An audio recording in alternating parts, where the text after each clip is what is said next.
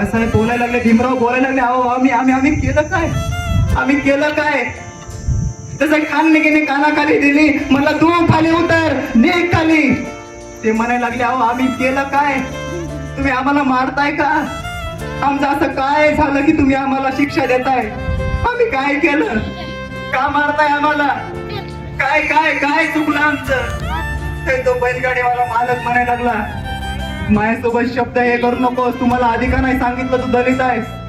मला जर आधी सांगितलं असतं तर मी तुला बसू दिलं नसतं. आता जर कोणाला कळालं माझी गाडी बाटली तर माझा उपयोग काय? तू आधी का नाही सांगितलं? पुन्हा एक खाननिकीने कानाखाली दिली, मला उतर खाली, खाली ढकलून दिलं. हे 3-4 पोरांना खाली ढकलून दिलं, रस्त्यावरती पडली, अंग झटकत उठून उभा राहिली. म्हणजे अरे काय झालं आमचं? काय असा गुन्हा झाला की तुम्ही आम्हाला एवढी शिक्षा दिली? अरे कशाने विटाळ होतो तुम्हाला? तो सूर्य निरंतर प्रकाश प्रज्वलित करतो, त्या सूर्याची किरण आमच्या डोक्यावरती पडतात, त्या सूर्याला कधी विटाळ झाला नाही. मग तुम्ही आम्ही तर सेम आहोत, मग तुम्हाला आमचा विटाळ का?